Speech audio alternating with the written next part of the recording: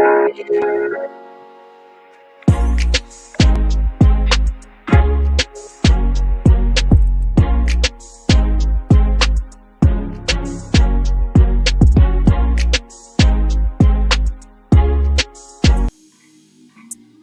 sports fans. Welcome back to another very special episode. I'm Joe Man. This is This or That Sports TV, the place you guys come get the best, most interesting, and everything sports topics, discussions, and debates on the internet. And to the people, we have a very, very, very hot discussion, and it might lead to some debates on the internet, people. When it's all said and done, just go into the comment section and leave your thoughts. But as you guys would have already seen by the thumbnail, or as you guys can see by the title or the caption of this video, today I will be doing my top 5 reggae boys of 2024. And yes, it will spark contention and debate, and I know that my number one will be very unpopular amongst you guys, but it's what I truly believe.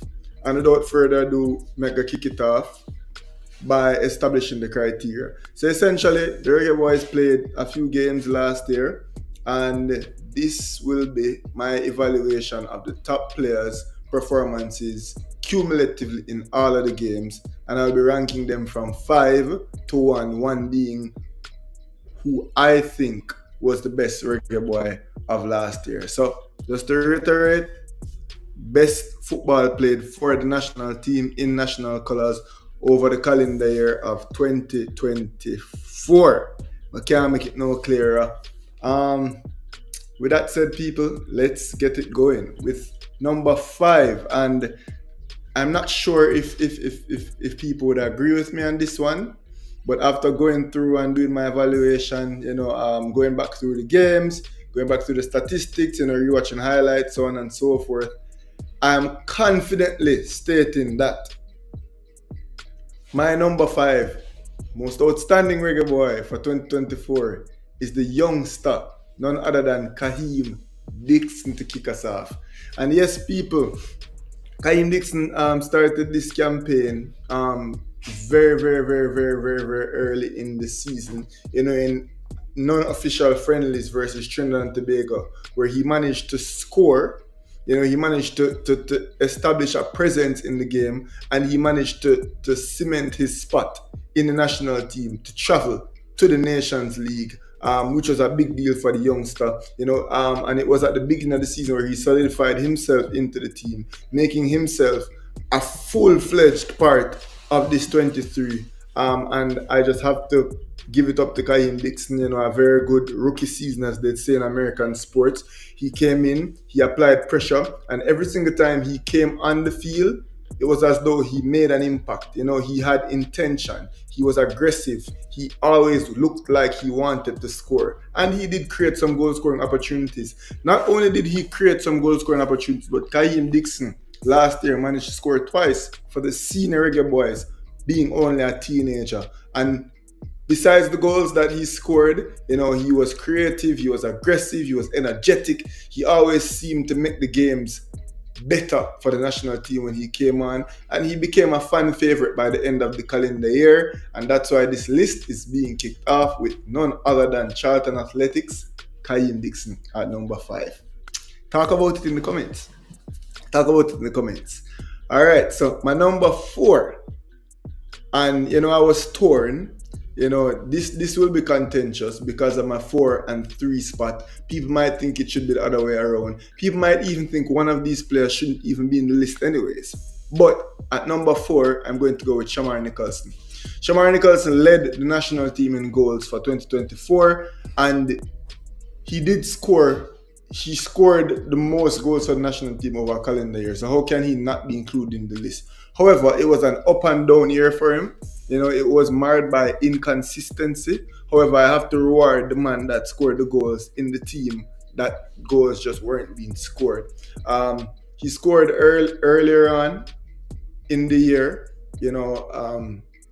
important goals, as I said, goals that we shouldn't have needed in matches that we shouldn't have needed those goals. In against Dominica, where we won 3-2, him managing to score twice in that game. A lackluster tail end of the calendar year, but because of how he started and because of how he ended 2023, I think he just squeezes in into the number 4 spot. That is Bowser, Shamar Nicholson. A man recently making a move to Mexico. Colleague spoke about it in a recent video. I hope that helps his football. I hope he can get there, get on some form, score some goal in Liga MX, and translate it back to CONCACAF. But Shamar Nichols, number 4. And number 3, somebody who I've had numerous debates about, saying that he is, in fact, our best option up top. Some people saying this is not the case. Some people saying he's not getting in enough goal scoring opportunities. Some people saying he's not good enough. But I disagree. And I think Shamar Nicholson is indeed good enough. Not Shamar Nicholson. I think Michael Antonio, is indeed good enough and must maintain his spot. God's willing, he gets back to full health, after a tragic accident. But what he did in 2024, he was consistent. He provided a lot of energy. He provided that work rate. He was creative. He got some assists, and he did score a couple of goals. Converting when he really needed it. Always being in and around the area, wreaking havoc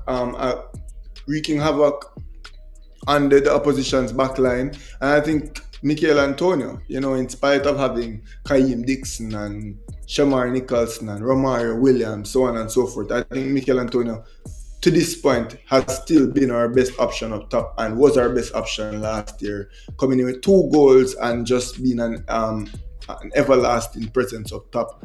Michael Antonio, my 3rd most outstanding reggae boy of last season.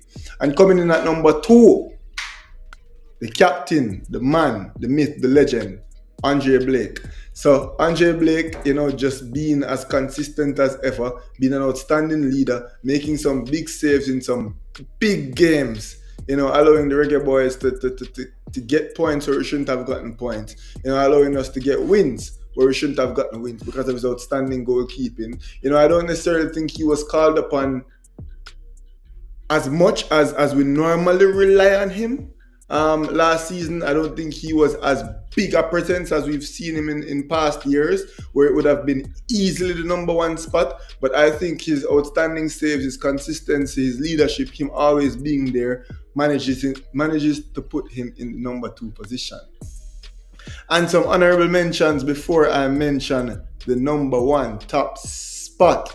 So we had Ethan Pinnock. He didn't play in as many games as we'd have wanted him to play, but when he was there, he was outstanding, as he always is. I wish we could have seen him more, but he was dealing with issues. He's dealing with injury, still injured at this point. But Ethan Pinnock, an honorable mention. Another honorable mention, the youngster, Dexter Lembikisa. Another one for the future and for the present right now, managing to score a big goal in the Nations League 3rd place playoff to get us a medal, and just coming up trumps, playing good games. There are times when he wasn't in the squad, I think probably struggling with niggles, or I'm not sure if it was a coach's decision, but I think he's without a doubt, our best option at right back. Greg Lee is another honorable mention that I had a hard time not including Greg Lee, coming in, scoring goals this season, always being there, always being consistent, probably being the backup option. But because of Amari Bell's absence, he stepped in and we barely lost a beat at left back. Greg Lee was somebody who I was seriously considering introducing to the squad. Just eked out for me. And Ronaldo Cephas, based on how he started the year, seemed to have been a shoo-in for this list. The way he ended the year, not necessarily how I'd love to see him end the year, and had he been more clinical, had he been more prolific in front of goal, Ronaldo Cephas would have definitively been in this list. But hey people, those are my honorable mentions. And without further ado, if you guys haven't figured it out yet, and this is where the beating starts, my top reggae boy for last season is Bobby Reid. Yes, people, I said it. Bobby Reid. Somebody that I think has gone unsung in 2024. Somebody that has slowly crept underneath the radar, but he's been a beacon of consistency all season. Just making plays, just being there, just being present, showing leadership, and helping make winning plays for the national team, being involved in all of the big moments this year. And we see how we struggled without him when he wasn't involved. Not necessarily scoring as many goals as we know he can score, but definitely asked to play a myriad of positions, doing it every single time effortlessly. Bobby Reid, in years past, we've called for more consistency. We said that, hey, Bobby Reid does not look like he's up to the level. Bobby Reid needs to show that he's a Premier League player in our team. But I think in 2024, Bobby Reid definitely did that. He came in and he put in a shift, and I think his player ratings overall in all the games for the national team on average was the best. He was our most consistent player. He showed fight, he showed tenacity, he showed energy, he showed grit, and he did show technical ability from time to time, helping to make things happen, running back, fighting, leading this national team. And I think over the duration of the full year, not just in periods, because there is a player per period.